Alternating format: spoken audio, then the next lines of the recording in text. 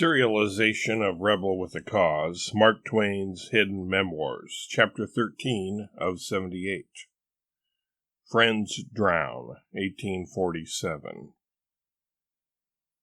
The same year that my father died, I saw two of my schoolmates drown.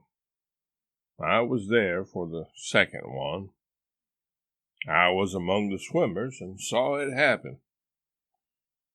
To take things in order, though, the first boy to drown was Clint Leverin, a worldly boy whose demise my comrades and I at first attributed to divine retribution.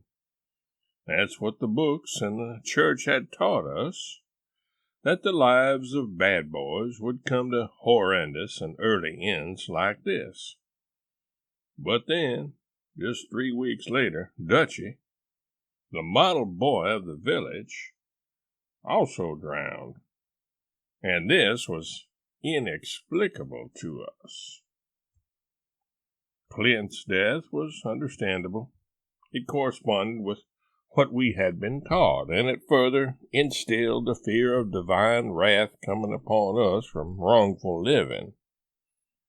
This affected my annoyingly overactive conscience to the point that I had a hard time sleeping.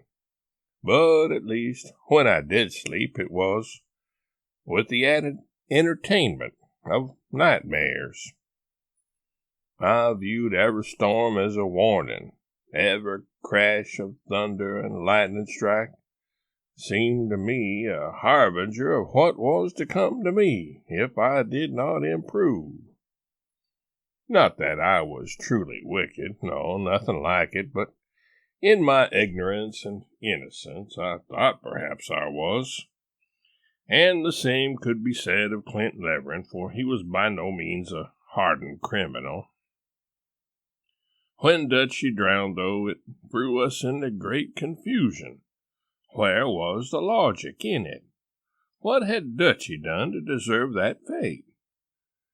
Maybe it didn't matter how you lived, I reasoned, as you could die at any time, even if you were the model boy of the village. Editor's notes. Twain wrote of these drownings in Chapter 54 of Life on the Mississippi. After leading up to Dutchy's drowning, he recalled the particulars as follows. Circumstances gave to his death a peculiar impressiveness. We were all bathing in a muddy creek which had a deep hole in it, and in this hole the coopers had sunk a pile of green hickory hoop poles to soak, some 12 feet under water. We were diving and seeing who could stay under longest. We managed to remain down by holding on to the hoop poles. Dutchy made such a poor success of it that he was hailed with laughter and derision every time his head appeared above water. At last he seemed hurt with the taunts and begged us to stand still on the bank and be fair with him and give him an honest count. Be friendly and kind just this once and not miscount for the sake of having the fun of laughing at him. Treacherous winks were exchanged, and all said, "All right, Dutchy, go ahead, we'll play fair." Dutchy plunged in, but the boys, instead of beginning to count, followed the lead of one of their number and scampered to a range of blackberry bushes close by and hid behind it. They imagined Dutchy's humiliation when he should rise after a superhuman effort and find the place silent and vacant. Nobody there to applaud. They were so full of laugh with the idea that they were continually exploding into muffled cackles. Time swept on, and presently one who was peeping through the briars said with surprise, "Why, he hasn't come up yet." The laughing stopped. "Boys, it's a splendid dive," said one. "Never mind that," said another. "The joke on him is all the better for it." There was a remark or two more, and then a pause.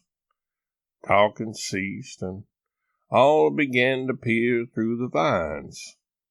Before long, the boys' faces began to look uneasy, then anxious, then terrified. Still there was no movement of the placid water. Hearts began to beat fast and faces to turn pale. We all glided out silently and stood on the bank, our horrified eyes wandering back and forth from each other's countenances to the water. Somebody must go down and see.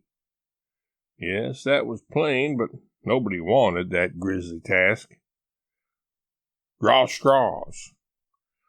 So we did, with hands which shook so that we hardly knew what we were about. The lot fell to me, and I went down.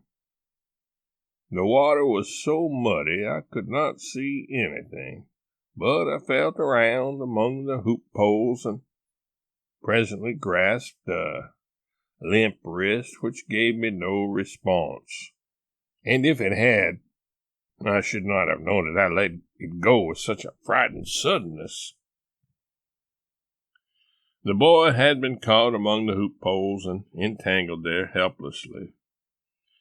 I fled to the surface and told the awful news.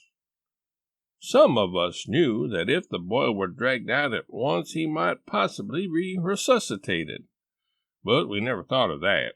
We did not think of anything. We did not know what to do, so we did nothing, except that the smaller lads cried piteously, and we all struggled frantically into our clothes, putting on anybody's that came handy, and getting them wrong side out and upside down as a rule. Then we scurried away and gave the alarm, but none of us went back to see the end of the tragedy. We had a more important thing to attend to.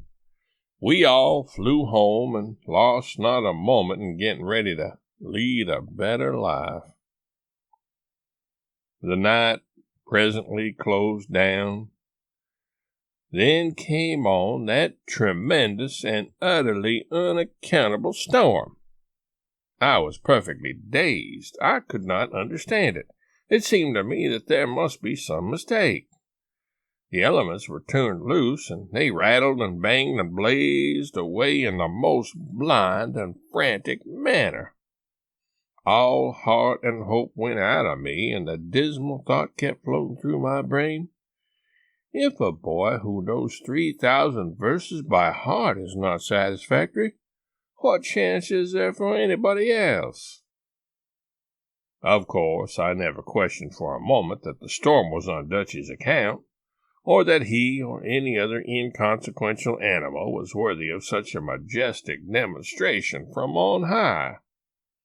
The lesson of it was the only thing that troubled me, for it convinced me that if Dutchy, with all his perfections, was not a delight, it would be vain for me to turn over a new leaf, for I must infallibly fall hopelessly short of that boy, no matter how hard I might try.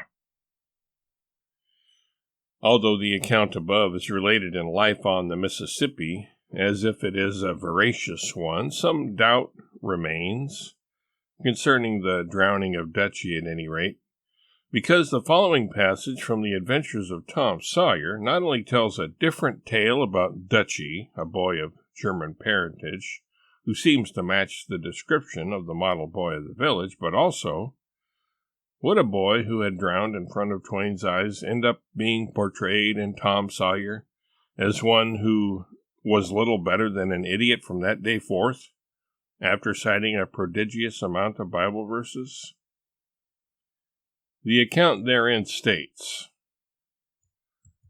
Tom's whole class were of a pattern, restless, noisy, and troublesome.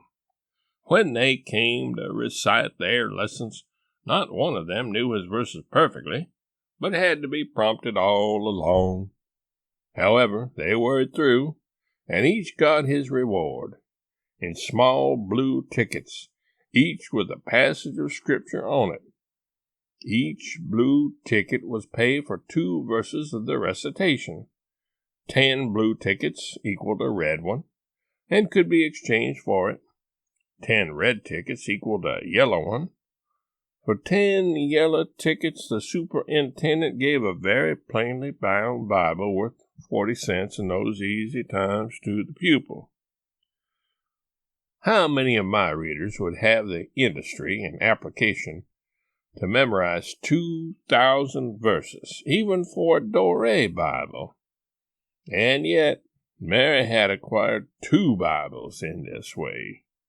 It was the patient work of 2 years, and a boy of German parentage had won 4 or 5. He once recited 3,000 verses without stopping, but the strain upon his mental faculties was too great, and he was little better than an idiot from that day forth. A grievous misfortune for the school, for on great occasions before company, the superintendent, as Tom expressed it, had always made this boy come out and spread himself.